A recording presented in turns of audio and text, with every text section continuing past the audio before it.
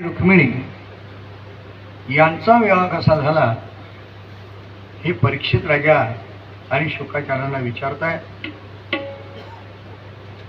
कथेचा मूळ भाव ऐका. भीष्मक नावाचा एक महाविख्यात पुरुष विदर्भ देशाचा राजा होता आणि त्याला रुक्मी, रुक्मरथ असे 5 पुत्र आणि लावण्यवान कन्या अशी 6 अपत्य आणि त्या कन्येचं नाव होतं रुक्मिणी. आता रुक्मिणी हे सद्गुण संपन्न, लक्ष्मीच जणू. आता द्वारकेमधून काय व्हायचं, द्वारकेमधून लोक ह्या विदर्भाकडे यायचे. द्वारका पाहून लोक द्वारकेला जायचे, पाहायचे आणि द्वारकेकडून इकडे घरी यायचे. द्वारकेकडून येणाऱ्या लोक घराकडे आल्याच्या नंतर आपण जसं तीर्थाला जातो आणि तिथल्या गोष्टी वर्णन करतो, असं आहे तसं आहे असं आहे, तसं द्वारकेकडे जाणारे लोक आणि परत घरी येणारे लोक ते काय म्हणायचे, त्या कृष्णाचे गुणानुवाद करायचे. अरे द्वारकेमध्ये तो कृष्ण आहे, वा वा वा, काय कृष्ण आहे, काय सौंदर्य आहे त्याचं, काय पराक्रमी आहे तो, काय गंभीर आहे तो, ऐका असे गुण वर्णन करायचे. आणि हे गुण त्या रुक्मिणीनं ऐकले आणि तिचं चित्त त्याच्याकडे वेधलं.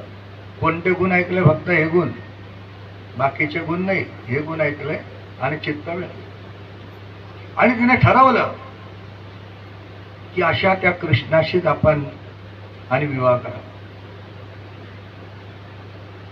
आता पहा, आता इकडे काय झालं, जेव्हा कारण लोक जसं तिकडनं आल्याच्या नंतर तिकडच्या गोष्टी करतात ना, तसं गावाकडच्या गोष्टी कुठेही गेले तर करतात. मुंबईत जा तुम्ही की पुण्यात जा का कुठे फॉरेनला जा, आपल्याकडची माणसं इकडच्या गोष्टी.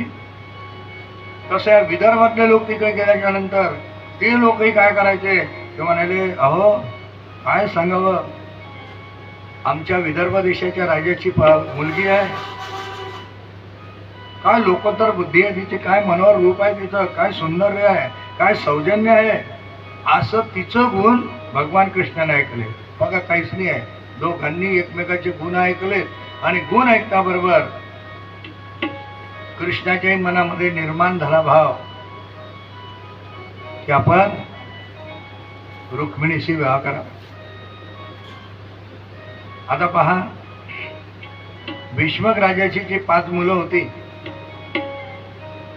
त्यांच्यापैकी जो मोठा होता रुक्मी नावाचा, त्याचा मात्र या गोष्टीला विरोध होता. कारण त्याने रुक्मिणीचा विवाह हा शिशुपालाशी निश्चित केलेला होता. कथा महत्वाची आहे, कारण रुक्मिणीचं मत होतं कृष्णाशी विवाह करायचा, कृष्णाचं मत होतं रुक्मिणीशी विवाह करायचा आणि भावानं विवाह निश्चित केला.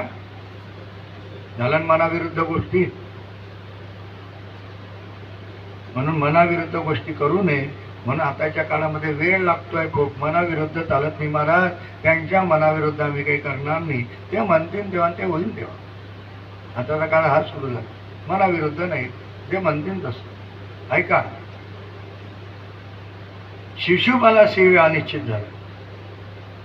आता शिशुपालाशी विवाह निश्चित झाल्याच्या नंतर रुक्मिणीला फार दुःख झालं. माझ्या भावाने माझी इच्छा नसताना या शिशुपालाशी विवाह निश्चित केला, मला तो नकोय.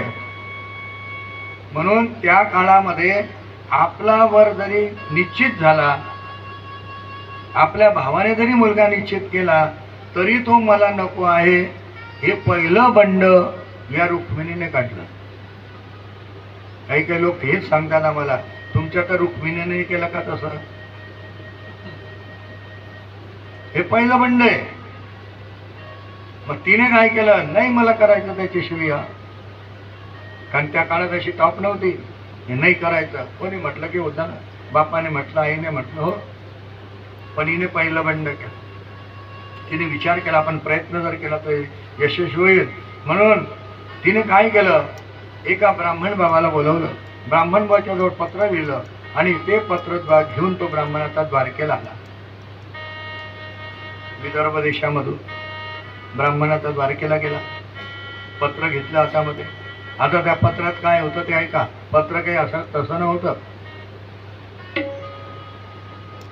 पत्रामध्ये लिहिलेलं होतं हे भुवन सुंदरा अच्युता, तुझ्या गुणांचं आणि स्वरूपाचं अद्वितीय सामर्थ्य पाहून माझं मन तुझ्या ठिकाणी आसक्त झालेलं आहे. आता मी लज्जा आणि जनाचा अपवाद त्याचा विचार करणार नाही. मी मर्यादेचं अतिक्रमण करते आहे याचा अर्थ मी निर्लज्ज आणि अमर्याद वधू आहे असं समजू नको. कारण या सर्वांचं ध्येय हे तुझ्या रूपात आहे आणि तुझ्या गुणामध्ये.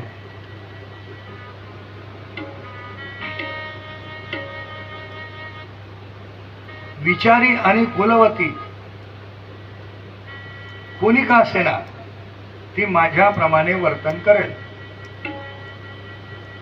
आता इथे तुम्हाला सांगायचं आहे, म्हणजे जर मुली असल्या आणि ज्यांना आपल्या मनानं विवाह करायचा असला, घरच्यांचा विरोध असला आणि त्यांची इच्छा असली की आम्हाला याच्याशी विवाह करायचा आहे, त्यांच्याकरता सांगायचं आहे. आम्ही खेड्यापाड्यामध्ये आव्हान देतो त्यांना आणि त्यांना सांगतो की आम्ही सांगतो ते ऐका अगोदर, आणि असं जर तुमचं असलं तुमच्या घरचे नाही म्हणत असले तरी तुम्ही ठाम तयार व्हा, आम्ही तुमच्या पाठीशी उभे राहू. पण ऐका अगोदर, त्या मुलींना आम्हाला सांगायचं आहे. रुक्मिणीवर विनाकारण म्हणायचं की रुक्मिणीने आपलं प्रेमविवाह केला का, रुक्मिणीने लव्ह लेटर टाकलं का, ते चुकीचं आहे. तिने काय पाहिलं ते ऐका. या ज्या गोष्टी आता मी बोलणार आहे या गोष्टी जर त्या मुलाच्या जवळ असल्या तर सर्व जग तुमच्या विरोधात गेलं तरी तुम्ही एकटीने निर्णय घ्या आणि त्याच्याशी विवाह जोडा, काही हरकत नाही. मग ऐका आता चांगलं. पहिली गोष्ट, निर्मळ कुळ, तो कुलवान पाहिजे. 2 नंबर, शुद्ध शील, तो शीलवान पाहिजे. 3 गोष्ट, अपूर्व रूप, तो रूपवान पाहिजे.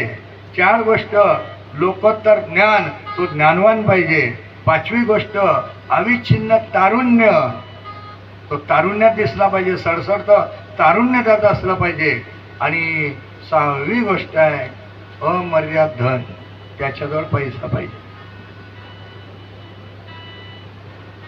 काही कठीण आहे का? भागवतातून सांगतोय की नाही मी तुम्हाला. रुक्मिणीने हे 6 गुण पाहिले. ऐका, षडगुण ऐश्वर्य संपन्न त्याला म्हणतात. ऐका, यशस्वी औदार्य, ज्ञान, वैराग्य, ऐश्वर्य, हे 6 गुण वस्ती जे, आणि म्हणून तो भगवंतू. आता हे सर्वच्या सर्व गुण असतील असं नाही.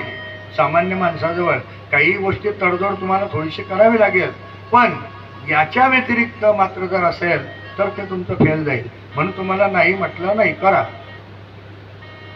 तो मग जातही पाहत नाही, मी कुळही सांगत नाही, काय असेल ते असेल करा, पण ते हे पाहिजे, तो शुद्ध कुळाचा, शुद्ध रूपाचा, ज्ञानवान पाहिजे, तारुण्य पाहिजे, अमर्याद धन पाहिजे, दिव्य कांती पाहिजे. असे जर गुण त्याच्याजवळ जीवनात असतील तर आपला संसार सुखात होईल. आपण काय करतो हे काही पाहत नाही.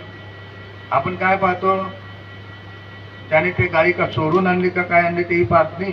फक्त गाडीवर फिरतो आणि त्याची वेशभूषा सुंदर आहे, ते वेश सुंदर ना, स्टाईल सुंदर, आणि ते गाडी सुंदर, चालले पडून. हे व्हायला नको. ही कथा ते आहे. ही कथा तुम्ही असं म्हणू नका की लोकांना भ्रम आहे. लोकांना महाराज अहो ते तुमच्या कृष्णाने केलं होतं का त्या रूप. अरे मग ऐका जरा. आता ठरलं, ब्राह्मण गेला हे घेऊन. ब्राह्मण गेल्याच्या नंतर भगवान कृष्णाकडे पत्र दिलं. भगवंताने ते वाचलं, आनंद झाला परमात्म्याला. आणि ब्राह्मण बाबांना विचारलं, ब्राह्मण बाबा, जशी तिकडे रुक्मिणीची अवस्था आहे ना तशी तिकडे माझी आहे. मलाही असं वाटतं की त्या जंबुकानं सिंहाच्या भागाला स्पर्श करून, आणि म्हणून ब्राह्मण बाबा पुन्हा पत्र वाचलं. त्या पत्रात पुन्हा काय लिहिलेलं होतं ऐका चांगलं. त्या पत्रामध्ये रुक्मिणीने काय लिहिलं होतं हे पहा. माझा विवाह माझ्या भावाने शिशुपालाशी निश्चित केलेला आहे, पण असं समजायचं कारण नाही की माझा विवाह झाला. त्यानं केलाय निश्चित, पण झाला का नाही. मग त्याच्याकरता एक काम कर, कृष्णाला लिहिलेलं, विवाहाच्या आदल्या दिवशी तू गुप्त रूपानं विदर्भ देशाला ये. हा, बरोबर सैन्य आण, सेनापती आण, शिशुपाल आणि जरासंध यांचा पराजय कर आणि पराक्रम मूल्य देऊन मला राक्षस विधीने घेऊन जा. कोणी सांगलं? आपल्या लोकांनी ते लक्षात ठेवलं की कसं घेऊन जायचं, राक्षस विधीनं, म्हणजे जबरदस्तीनं. पण हे त्याच्या अगोदरच असं घेऊन. आता हे करताना अडचण वाटत असेल तर अडचण निवडू नको, कारण आमच्याकडे अशी पद्धती आहे, विवाहाच्या आदल्या दिवशी नगराच्या बाहेर अंबिकेची मोठी यात्रा भरते आणि नवऱ्या मुलीला त्या अंतःपुरात जावं लागतं अंबिकेच्या दर्शनात. आणि म्हणून असं कर की त्या वेळेला तू ये. ऐका का चांगलं, त्या वेळेला तू ये आणि मी बोलत जा, तू ये आणि मी येईन. जमलं ना? तू ये आणि मी येईन. कुठे येईन? अंबिकेच्या मंदिराजवळ. पत्ताही बरोबर सांगितला, तू ये मी येईन. झालं बरोबर? मग या एवढ्या विधी घेतल्या आपल्या पोरांनी, तू ये मी येईन, मग संपलं, बाकीचं काही नाही. म्हणजे या कथेचा तो भाव आहे. ऐका आता, असा निर्णय सांगितला. ब्राह्मणाला विचारलं, ब्राह्मण बुवा मुहूर्त का दे म्हणे परवा. मग ब्राह्मण बुवाला ठेवून घेतलं. रथात आता बसले भगवान परमात्मा. ब्राह्मण बुवालाही रथामध्ये बसवलं आणि निघाले. रुक्मिणी चिंतातूर होती. इकडे काय होतं? इकडे धामधुमाने तयारी चालली होती ना. कशाची? रुक्मिणीच्या विवाहाची. कोणाशी लग्न होणार होतं? शिशुपालाशी. त्या चाललाय थाट माट. काय 4-5 दिवसाचा सोहळा. पहिल्या दिवशी काय? हा, मेहंदी. ते मला अजून पाठणी मी ते लिहून घेईन नंतर आणि मग सांगितलं. 5 दिवसाचा सोहळा. पूर्वी लग्न होत होते असे 5-5 7 लोक सांगतात की पूर्वी असे 7-7 दिवस लग्न होत होते. आताही लोकांनी पुन्हा हळूहळू सुरू केले ते 5-5 दिवस. आनंद चांगली गोष्ट आहे. इकडे आनंदी आनंद, मंडप टाकणं, अमकं करणं, हे करणं ते करणं सुरू आहे. आणि रुक्मिणी चिंतातूर बसली. रुक्मिणी विचार करते काय करावं आता. अजून मी पाठवलेला ब्राह्मणी आला नाही. कदाचित मी अतिक्रमणाला बोलले म्हणून तो येत नसेल का, किंवा कृष्ण नाही म्हटलं म्हणून तो येत नसेल का, असा बराचसा विषय झाला. शेवटी नाईलाज झाला. रुक्मिणी बसलेली आहे. एवढ्यामध्ये ब्राह्मण बुवाची स्वारी आली. आणि तेही कशी आली? हसत हसत हसत हसत. कारण काम झालं की माणसं हसत हसत येतात. हसत हसत येता बरोबर रुक्मिणीनं दुरून ओळखलं. ज्यार ते ब्राह्मण बुवा डुलत डुलत येत आहे, त्यार ते ब्राह्मण बुवाने झालेला वृत्तांत सांगितला. ऐका. आणि मग कुलाचाराप्रमाणे विवाहाच्या आदल्या दिवशी नगराबाहेर असलेल्या अंबिकेच्या दर्शनाला रुक्मिणी निघाली. अपूर्व थाट होता तिचा. तिच्या घरच्या आजोळच्या वराडी मंडळीतल्या असंख्य स्त्रिया तिच्याबरोबर होत्या. मृदंग वाजत होते, शंख वाजत होते, मंगलवाद्य त्या ठिकाणी वाजत होते, वारांगना त्या ठिकाणी आपल्या नृत्य करीत होते. आणि अशा प्रकारे सूत मागत बंदीजन स्तुतिपाठ करत होते. आणि अशा पद्धतीने जगदंबेच्या मंदिराजवळ रुक्मिणी पोचलेली आहे. आणि रुक्मिणीने देवीची पूजा केली. आणि ती रुक्मिणी माता त्या देवीला बोलते आहे, हे अंबिके, तुझ्या मंगल रूपाला मी वारंवार नमस्कार करतो. भगवान श्रीकृष्ण माझा पती व्हावा अशाबद्दल माझ्यावर अनुग्रह कर. भगवंताची प्राप्ती केव्हा होईल याची वाट पाहत त्या ठिकाणी रुक्मिणी बसली. आणि इतक्यामध्ये भगवान कृष्ण परमात्म्याने तिचं मनोगत जाणलं. आणि तिला आपल्या रथावर घेतलं आणि शिशुपालादिकांसारखे निर्भयपणे हरण करून तिथून तो निघून गेला. आता भगवान कृष्ण परमात्म्याचा रथ बाबा, भगवान कृष्ण परमात्म्याचा रथ आता द्वारकेवरून कौंडिन्यपुराला निघालाय. ठक ठक ठक ठक ठक ठक ठक ठक चाललेला आहे.